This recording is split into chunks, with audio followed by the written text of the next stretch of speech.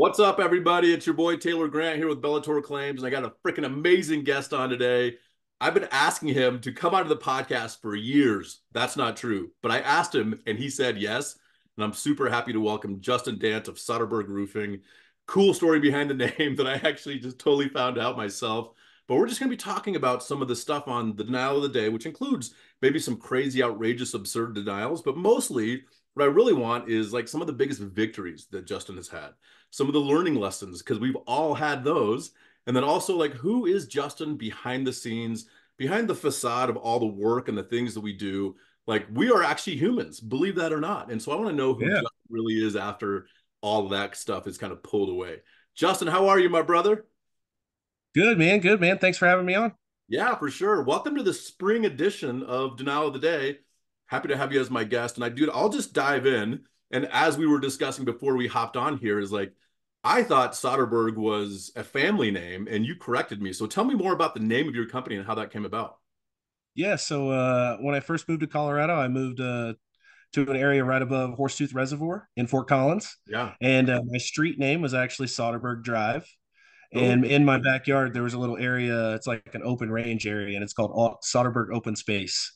yeah. So that was kind of we didn't want the typical mom and pop name or the last name like Right. everyone else. Right. And so we tried to find something different.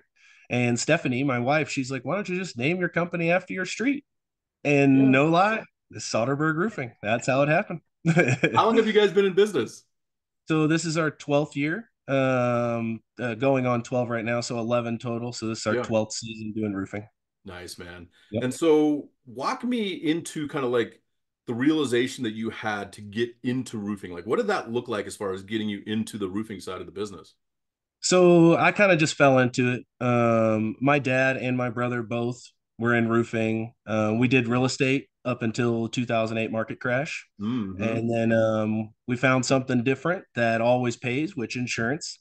We got into insurance work. Right. It's a struggle getting them to pay, but let me tell you what, they always Right. got money to pay.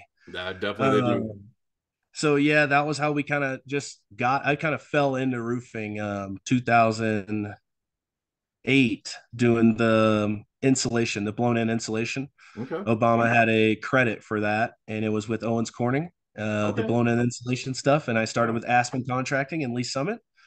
That was my Yeah. first gig, which now I look back today, I started with an amazing company with good leadership, and that's kind of how it's brought me to being the owner I am today as well. That's amazing, brother. That's so Yeah. cool, like to see people's journeys. And interestingly, and I didn't even know that about you, but I was in real Yeah. estate too in the '07, '08, '09 crash. Did a ton of real estate short sales, and Oh yeah. that's kind of how I survived. But man, it was never fun. Like that whole debacle derailed so many families, so many Oh people. yeah, it was horrible. My dad had a, you know, multi-million dollar real estate company, and it Mm. fell apart overnight, due Yeah. to that market crash. And then Yeah. we had to find something else, and that's how we got into roofing. Yeah, man. And Yeah. maybe it's like a blessing in disguise, right? Definitely. Definitely. All the failures that happened throughout your whole life bring you to where you are today. So Exactly. you got to just embrace them. That's kind Yeah, of what I man. say. Well, and Yeah. so since you're talking about it, and usually I like to talk about the biggest opportunity or the biggest project that you've worked on, maybe the biggest victory. But dude, let's step into this because it's a part of the business, and it's interesting because we all experience it, but Oh very yeah. few of us like to talk about it. And it's like, what failures, if you call them that, or lessons has the industry taught you that you would convey to somebody else, maybe in your position 12 years ago, thinking about getting into the industry or starting their own company? Like, what does that look Yeah. like? Just take your time. Most people want to get huge overnight, Wow. and they get too big too fast. And there's a whole different set of problems if you're a $5 million company or you are a $1 million company. Right. And the more you grow, the more new issues come up that you just didn't know about before. Right. Um, a big thing for me, I say it all the time, is hire slow and fire fast. Yeah. Don't sit on something and make it worse and fester, but also take your time and do your due diligence to hire the right people for your team. Yeah. Just because they can sell $1 million in sales doesn't mean they're the right fit for your team. They can actually cause more problems than good for sure. That's right, man. And Yeah. so It's interesting because that saying is in place, but I know that there's a lot of business owners that try to keep people on too long, and then they're like, "Oh, I should have Yeah. earlier." And it's interesting. I'm facing that right now with one of the marketing people that I work with. It's like, "Hey, like what's going on here? Like it used to be Hmm. up here, and now it's down here. How do we get here, and what are we going to do to fix it?" And so it's like trying to figure that out, or do you just pull the ripcord and let Sometimes you let need it to, go? you Yeah, just boom, go yeah, back to, like they say, burn all the boats, yeah. burn them all, so you have no option, and then you start fresh. And sometimes that's the best bet. So, Right, dude. Yeah. And yeah. so it's interesting. I'm thinking about burning the boats because Hey, well, sometimes you got sometimes to. you got to do it. Yeah, you Right, do, right. Yeah. So let me ask you this, bro. Your beard has been a staple I of the know. industry for so long, and I saw a picture of you on social media. I don't know. I don't know when you shaved it, but I'm going to say like 2 months ago, 3 months ago, and you didn't have a beard. I was like, "What is that, Justin? Wait a second, is that that Yeah. guy?" And that's serious. Like, I didn't realize it was like such a persona until I Mhm. went to Win the Storm. Right. Like, I hadn't seen some of those people in a while. And I've known some of those people for 10 years. Yeah. We've known each other for that long, and no one's ever seen me without a beard. And I walked by probably, I can't even actually count how many people walked right by me and didn't say a word. And then we're like, talk to my wife, and we're like, "Where's Justin?" Are Oh, you he's serious? right there. Like, I swear, bro. So I didn't realize how big the beard was. Like, Yeah. and without the beard, I just look entirely different for sure. So it's been a an awakening experience for me as well. Right. Yeah. Yeah. I do love it, but I'll be honest, I don't probably won't ever grow that big again. Oh man. Okay. That's what my next question was going to be. Is like, it's going to make a comeback? Well, it's coming back, but Yeah. no, probably not. Probably not 10.5 inches come back. Yeah. That was how Yeah. long it was when the barber cut it off. So it was kind Yeah. of a shock going from that to no beard at all. So Dude, it's crazy. You do look yeah. like a totally different person. Um, so as far as that beard goes, like what do you think drew people into that and like really like that was your persona for a little bit? It was. It was like, I don't know. It don't get me wrong, it's epic beard. And I did do very You well did. cleaning it, and I took pride in how it looked. And some people's beards, you're like, ugh. And so, like, that's probably Yeah. why it got the notoriety, is because I actually took time and took care Yeah. of it and Dude, it looked oiled good. it. It takes a lot Yeah. to look that good, man. Yes, it does. You would know, brother. You would know. Yeah, That's so I awesome. know, I know. Well, dude, I appreciate you telling me some, about some learning lessons. Was there anything Yeah. specific in that regard that like a mistake that you made that you wish you didn't? Or maybe that you're like, you know what, at the time I didn't want to make that mistake, but now I've learned a ton from? Yeah, I'll tell you that one of the biggest mistakes is taking on too big of a job Mm, and not actually, all you see is the number. And you're like, oh yeah, I want all that for myself, right. and not getting the right team and the right people in place Yeah. as a whole to do the job the right way and to be able to actually fulfill what you say to your client, you know? Right. Um, that's a big step. That was a learning curve for me. And we lost a nice amount of money. But I'll tell you what, it was the best thing that could have ever happened, because now I know what not to do, Right. in the future, and then For sure. also what to do the right way moving forward. And sometimes it takes that. It takes for you to learn actually real life experience before you can make a change, That's you right, know? brother. Yeah. And I hope people can listen to that and actually not make the same mistake off me making the mistake and Right. save the money, partner with somebody, and that's the problem. Most people will just hear that and go, oh yeah, and then Right. they go out and do the same thing, and it's like, Yeah. somebody told you not to do that. And then they're like, So oh man, I always have to learn the I, lesson the hard way. I don't know. Yeah, Right. don't quit learning the hard way. That's what I'm like, dude. Just learn the easy way. Learn from all these people like me and you who have made the mistakes, and you can be like, oh well, don't do that. Right. So That's yeah. exactly it.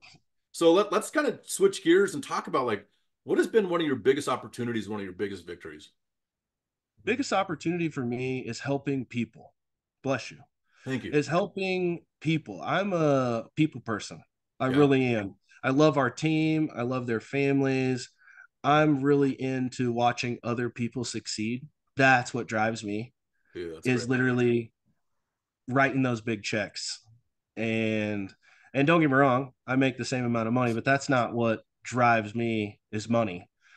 I guess people drive me, which in turn brings plenty of money. So I mean that Right. happens. It's a good side of it, but for me, it's the people. I like giving back, and Yeah. that's my favorite thing to do. Period. To be honest. And dude, I think you hit the nail on the head. It's like you have the right team, you have the right people, you train them Yeah. up, you put your time and effort and energy, Yeah. money into, and that just pays dividends on the Yeah. backside of that training and that relationship building and actually getting people to see your vision Yeah, and and not putting just into the training future. on the roofing side, training on real life situations, you know. Right. Like we don't want people to just come in here in our corporation and know how to roof. We want Right. them to know how to do the right thing with their money, make the right decisions, be able to sit in the right rooms with the right people. Yeah. That's what we try to do. Build them up as a person, which will in turn make them a better business person. 100%, man. Yeah. 100%. Yeah. So now, in regards to that specifically, like, is there a job that you've done that you're like, every time you drive by, you're like, I did that. You know what I'm saying? Like something so cool Yeah. that you can share specifically, or just some generalities about it, but like something you're Um, so proud of that you guys were able to accomplish in these last 11 going on 12 years. I'm definitely proud of a certain job. It's in Blackhawk, Colorado. Uh-huh. It's one of those jobs where I'll tell you what, we didn't make very much money at all. And it took us 2.5 years to complete. But everybody knows a Blackhawk. Yeah. That's where the gambling happens. If you That's live in right. Colorado, even if you don't live in Colorado, you've heard of Blackhawk, right? Yeah. And we did an entire historical town renovation. So we Wow. did all the fire stations, the bathrooms, a huge project. Yeah. That project, every time I drive up there, I drive by those houses and those buildings and that fire station. I'm like, yeah, I did that job. So Dude. that's the job that kind of excites me. Yeah. And it's because of, I guess, the scale of it. Sure. And it's a portfolio job. That's what a lot of people don't Absolutely. realize. Yeah. You might do a job like that and not make any money, but you got that on your portfolio to show I can do a job like this to other people who want Right. jobs like that. And 100%. that's when you make your money down the road. So, Yeah. Nice but work, man. that's my favorite job. Dude, that's so awesome. One of the cool things about that specifically is that project is going to be there for a long time. Like Yeah, yeah. it's your And work is going to be it's a showcased for, historical project too. So it's right. like Yeah, there's it's hard some to change. new fire station and a Mhm. new this and new that, but a lot of the buildings are actually why it took so long is because they had to lift the houses up off the ground. They Yeah, had to move them and then reestablish all the dirt. Like there was a lot going on that project. So that was a yeah, cool one to be a part of. And also, like you said, drive by and it's never not going anywhere. It's going to be our job forever. dude, that's so Yeah. awesome, bro. So I know you guys like as far as expansion and the things that you're building with your company, like I Mm-hmm. know there's some stuff going on as far as expansion. I don't want to say Yeah. anything out of turn. So you tell us where you guys are located and what you're looking to do maybe in the next 2 to 5 years from now as far as expansion and your domination of So the world. yeah, so we're licensed to work in 7 states, three brick and mortars, but we're looking to expand another one down south of Denver coming up pretty soon, which would probably be open at the end of April or maybe May. Yeah. Um, maybe around May. Yeah. Um, we'll see how it works out. For sure. But our location in Kansas City right now is literally we opened 3 years ago and we got blessed with a humongous hailstorm. And so we're definitely ramping up people there. We've hired maybe 5 to 10 new people that we're going to actually invest in and train and not just, hire 100 people and hope one of them sticks. Right. Yeah. That's what a lot of people are doing right now. We're actually going to, like you said earlier, the investment from our end on making sure they're successful is important to me. Right. I don't just want them to leave because we didn't give them enough education or training to be successful. Sure. But no, the expansion part, Kansas City, is huge. Looking to hire in Kansas City right now. So, Yeah. I'm always going to shoot that out there. Definitely. But Love Colorado is it. our home base. Yeah. That's where the corporate office is. This is where me and my wife live. So we obviously put a lot of effort into Colorado, but Kansas City is coming in hot this year. We'll tell you that much. Nice, brother. Yeah. So you had mentioned you're looking to hire. Where can they go if they are interested? Yeah. So on our join my team on our website, and then also just DM me personally on Facebook. I mean, I know people know me on Facebook, but if not, Okay. I can shoot out my number, which is always good. I mean, I always answer my phone. That's probably one thing that I pride myself in Definitely. is communication and answering my phone. That is the number one thing people just don't do anymore. Right. Just So answer the phone. I know, man. It's the same with me. People are like, dude, Yeah. thanks for getting back with me so quickly. I'm like, yeah, you're Yeah. my client or referral partner. Like that's what we do. Or if not, you're a friend of mine, and that's what respectful people Right. do. Like, Dude, yeah, totally. so Yeah. yeah, it's crazy. But So, like that, this wasn't really necessarily part of it, but we're kind of going down that path. Is like, what have you found? Maybe like two or three principles in your business and in your life that has made you successful? Because I think anybody in the industry watching you on the come up and seeing where you're at now would deem you successful in the industry. So, what has really built that for you? really is honesty, respect, and doing the right thing. And the money will come. If you, Right. like I've said this before, but you only have your word. And if you tell someone something and you break it, that you've lost all of everything, in my opinion. Yeah. And being honest, um, not calling in junk. I have some of the of good tip. Make friends with adjusters. Oh Yeah. my gosh, you wouldn't believe how many adjusters I still am friends with today, and or my dad, who my dad's worked with for years, and they'll be like, "Oh, hey, how's your dad doing?" And it's not like I'm paying him to buy my roof. We have a relationship, and he knows I don't call in bullshit. Yeah. And so that's the number one thing for me is being honest about claims and doing the right thing by your client. This is a service industry. We're literally providing a service Right. to a customer. And so being honest and doing the right thing, that's literally it. The money will come. Um, Yeah. you help enough people, the help will be in return for sure. 100% in spades Yeah. times 10, right? And Yeah. so you bring up a really interesting point. And so we also agree, like, we don't have to be adversarial. We want to be friends with our adjusters too. And dude, I've built Yes. so many good relationships with Oh man. adjusters. When I step onto a claim, they're like, ah, all right, man, Hey, let's work this out, right? exactly. And Yeah, because they know that you have a level of respect. You're not there right, just gouging them. right, exactly. And so we've been able to do that too. And with even just desk adjusters we've never met because they know Yep. we're being fair and we're being honest, just like you said. Yep. And Yep. it goes so Oh, it far. goes so far. And It there's literally, they see our name and they're like, all right, these people are real and honest, right. you know? And Yeah. then, and then they're like, all right, cool. And we have a few people who push the boundaries, you know, on the team. Yeah. And that's but that's what happens in this game, you know. And I love this industry. There's no other industry where we can do what we do and make the money we make Right. on the level that we do it at, in my Dude, opinion. for sure. And Yeah. it's so funny. Two points. One is, dude, press the edges of the envelope. If it's legitimate, reasonable, Yeah. why not? Right. And Yeah. that's our litmus test is like, hey, is this legitimate? Yeah. Is it reasonable? Yeah. Yeah. Well, we're gonna fight for it, right? Yep. So, but then the other side of it, dude, is like why not? Like, why Yeah. not do the right thing to help your client? There's so many other public adjusters that I know specifically in the industry that are Oh yeah. super combative. And that's like they're coming blazing out, out of the gate, guns a blazing, Yep. right? Which fine to each their own. But man, I would much rather chill on a roof, talk to the guy. Like I've built so many relationships with engineers even that I know are there to figure out a way to deny my claim. But dude, we Yeah. just have such a good relationship and it's been so fun. And dude, if you're not having fun, like what's the point? Yeah, for sure. I would agree. Right? Definitely. I enjoy having fun. I'll tell you that much. Dude, me too. Fun is my Yeah. love language. I always say that. But to your point, like, dude, I think the perception from the public out looking in is like roofers are less than, or even public adjusters, right? Like, oh, you guys are in this industry. But when Yeah. people really understand, like, dude, I guarantee that roofer sitting over there makes way freaking more money than you do, but he doesn't flaunt it. Like you drive a cat, No. he drives an F-150. Fine, Yeah. right? Work He's truck.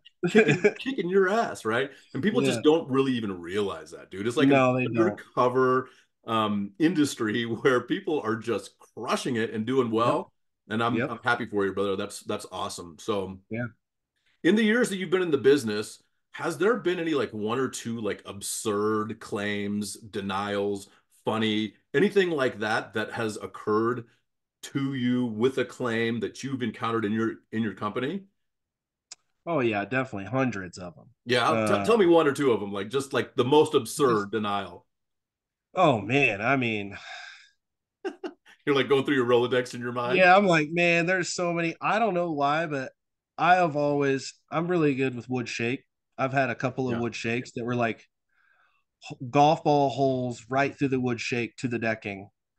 And we're talking holes everywhere. It's actually out in Brush, Colorado. Oh yeah, Um, they got hammered. it did. It got hammered and it got denied, and then it got denied again, and then it went through, whatever chain of command, and then engineering came out and get denied it. It was just like, Darn. and I'm like, what is everybody not seeing? I'm like, is Right. everyone blind? Like, I literally have like 500 photos of blatant damage, but it was an old shake. I mean, and there was trees above it. I don't know. Mainly for me, the denials are just insane lately. Mm-hmm. On like a 3-tab roof is really hard to actually see a black 3-tab. It's really hard to actually see hail damage. Yeah. Excuse me, because you're looking for it to break through the granulars, which a 30-year-old 3-tab doesn't have any left, and it's black, so you can't see any marks. Right. There's And no so contrast. yeah, but it was just hammered Yeah. and it got denied because you couldn't see the hail. So there's a few for me, but I'll be honest, we have a lot more approval stories than we would denial Right. stories. Yeah, man. Really good long term, like, hey, this took forever approval. But the denial thing, I'll be honest, when we get to a certain point, that's why I said about teamwork, we hand it off to somebody else and say, hey, we can't go any further with this. Right. Get what you can get out of it. That's how I handle it. We don't normally hand things off to other people until we've kind of exhausted all our efforts. Yeah. Right, man. Yeah. And I think that's a smart way to do it for sure. Yeah. So you had mentioned something that I think a lot of people in the industry are experiencing, which is the denials lately have been insane. And Yeah. it's just like one after the other. And people are just like baffled. And the insureds, right? Yeah. Our mutual client is like, well, I don't get it. Like, what's going on? What I do you think see in the it's industry? What's happening? yeah, I think it's mainly the level of education of the person doing the inspection for the insured. I think that they're actually, first of all, probably not even a licensed adjuster. Yeah, in most Are states they they don't have to be, right? that I Yeah. know, but are they seek now? Do they even know what hail Right. is compared to a blister? Right. And so are they educated? How can they make a decision for a policyholder when they're not even educated to do that? Right. And so that kind of, I think that's the number one step is they're just sending out people who fresh out of school and they know the Hague engineering of what hail is, I guess, Right. maybe if Right. that. Yeah. And then they're sent out on roofs with roofers like us who are educated in this industry, and we're like blatantly shocked because they just don't see, but they may. I think it's because they're just not educated. Yeah. They don't even know how to see it. They don't even know what they're looking for, so Right. they can't argue the fact. They're blatantly there just to be like, oh, I don't see anything. Yeah. Denial. And so it may, and 50% of those denied claims, the homeowner doesn't do anything about. So you know Right. how much money they're saving by just saying deny it. And then if we happen to get one of them to come back and take us to court, or we have to approve it, then we do. But if we deny this many, we're going to get this much percentage that's never going to say anything about it. Right. And that's how they're saving billions of dollars a year, in my opinion. Yeah. And it's so funny you say that because I was at a windstorm conference, different from wind Wind, the storm, right? This was wind. in New Orleans, like man, I think this was Okay. 2015 or 2016, like, and I've Okay. been doing this going on 10 years, and so it was Yep. like right when I got started. But we went to dinner with an attorney from the carrier side of the transaction, and he said Yeah. pretty much exactly what you said. Out of the 10 claims that we get, we'll pay 4 and deny 6. Yeah. Two of those people will fight back and will probably pay 1 or 2 of those. So yeah, Yeah. it's like almost 50 to 60% of just because people don't know what to do or Well, they how to they do don't it. know what to do and they trust their insurance. Oh, well, my Right. insurance said, and it's like, and then you have to over like almost first of all talk them into knowing you and liking you and trusting you, and then after they For trust you, sure. you got to tell them that oh, your insurance lied to you, Yeah, and it's like an uphill battle for us the whole way. for sure. While they get the automatic trust that oh, it's denied and it's no damage, so then the homeowner's sitting there saying oh, well, there's no damage. Yeah. Really, their roof is smoked, and they just don't know who to believe. You're right. Yeah. So we looked at a tile roof after that May 8th, 2017 storm. And it Uh-huh. was probably, I don't know, maybe 4 miles east as the crow flies from Colorado Mills Mall. And it was an HOA complex that Yeah. from the ground you could look up and see that it was just smoked, Yeah. Like, I mean, it was probably at that size, 1 3/4, 2 inch hail. So it was smoked tile roof. And so we called the HOA board president. We're like, hey man, we're in your area and we can see that your roof is like completely demolished from that hail. Can we take a look at it for you? No, we were told by the insurance adjuster. They already came out and said there was no damage from hail. And I'm like, have you looked at your roof? Because you could see it Yeah. from the ground. But of course, just like you're talking about, what are you gonna Yeah. do? Argue with them? Like that's not gonna Yeah. get you anywhere. And so I was like, okay, No. well, I respectfully disagree. So I'd maybe have another insurance adjuster come out and take a look at it for you. But like legitimately, exactly what you said, the insurance company gets this pass. Like, oh, Yeah. well, they're my insurance company. They're here to protect me, which they should No. be, but not Yeah. always, right? No. Are Yeah. you really in good hands? Yeah, that's the question, brother. That's the Yeah. question. I don't think so. Are they really on your side? I don't think so. Oh, that was good. That was good. Dude, I don't know either. Like sometimes I look at claims and people will send us stuff and we'll review and be like, look, man, honestly, like you guys got a lot and we could fight for another $4,000 to $6,000, but it's not worth your time. It's not worth our No, time. Like you no. got you got a really good payout. Okay, cool. Thanks, man. So, Yeah. sometimes that comes across our desk too, but very rarely because by the time stuff gets to us, it's not because everything is going honky-dory and everybody's doing Yeah. great, right? It's like Exactly like what I said. It's because we've exhausted all our options. exactly, right? And then we're going to you and giving you a pile of junk that you have to sort through and make it something. Thanks for that. Yeah. Yeah. But no, you're right, man. And we expect that because it's just the nature of the industry. Yeah. But and that's part of what we do. And we can kind of see stuff because we're able to talk policy and really see like what the policy says and then enforce that with the insurance company. So, it's just the nature of what we do, right? Yeah, of course.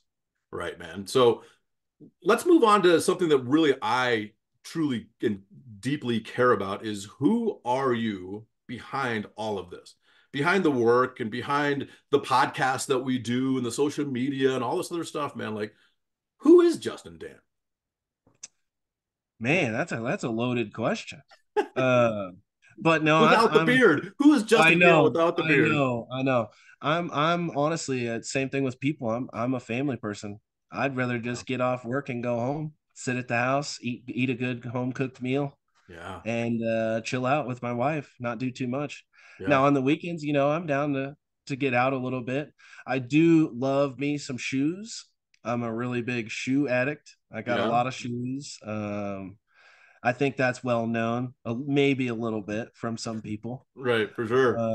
Yeah, but it was the beard, and the persona of the beard is gone now. Yeah. So, um, shoes, I really like shoes. I like eating. I'm a big foodie. Yeah. Yeah, I'll spend all my money on food, every bit of it. I love me some good food. Um, yeah, that's probably my Dude, like favorite I thing. see some posts. Is it Ocean Prime that you like down in Denver? Yeah, no, I With the go there a spot? lot. Okay, yeah. Uh-huh. Yeah, Yeah. yeah. Yeah. I go there a lot. I quit posting there because I think I've went there probably like over 100 times. So I feel Yeah. like it's probably just overblown for me to post about their food anymore. But Dude, it always looks freaking amazing. So keep posting yeah. it, brother. Yeah, I will. I will. I like this new spot. It's in Kansas City, but it's not new. It's a chain too. It's Eddie V's. We have one out here in the Denver Tech Center. Okay. It's not as good here as it is in Kansas City, but I'm a foodie. That's what I like to do. If anybody wants to do anything nice with me, invite me to a dinner and you tell me I'll be there. 100%. You want any time with me behind anywhere? Anybody's like, hey, a podcast? Normally I say no, but if you invite me to dinner, oh, I'll be there. You got me for a whole hour's dinner. Is Eddie V's like a Eddie steakhouse? V's is, yeah, it's like Ocean Prime or Capitol Okay, Grill. Yeah, it's the same cool, concept. cool. Yeah, Yeah.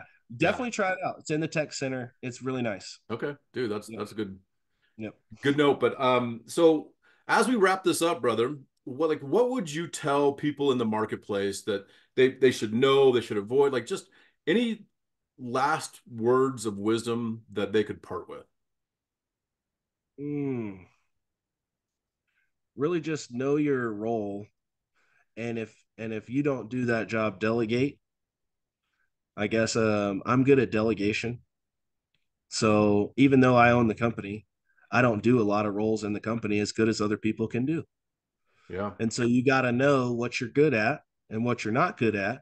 And then what you're not good at, assign to somebody else. Right. And then make sure that they do that just as good or better than you could. And then it gives you more time to do what you are good at. Right. And so that's kind of my final touch is just delegation and doing the right thing. Just always do the right thing by your client first. Yeah. And then after that, everything will fall into place. Nice, man. So how many Yeah. people are on your team right now? So about 30 total. Cool. Yeah, 30 total. And then definitely growing. I mean, there's probably a couple more that's been added this week. Yeah. Yeah, for sure. It's So if great. you're in Kansas City market, you holler at me. I'd love to get you on board and get you on the team, get you making money. Kansas City is a great storm. All of Missouri is a good storm, and it's early, so we have Yeah, plenty of time to wait on other good ones. for We had a sure. great early storm, March 12th and 13th back to back. So that's Man, like super early. that's super early for Yeah, sure. dude. Yeah. So give us your website so people can go there. What is it? Yep. Sutterbergroofing.com. And Okay. then that's it. My number is 970-690-2111. Perfect, brother. Hey, Yep. man, I appreciate you. Thank you so much for being on here with me. Of And I know course. you had told me that you don't do a lot of podcasts, but I Yeah. really appreciate you being on with me to, Hey, this is the second one I've ever done. yeah, So, yep. you I brother. appreciate you for the Yeah. invite and I appreciate our friendship. That's why I'm Yeah, here. man. You too, for sure. Yes, Thank you sir. so much. Of course, man. Thank you.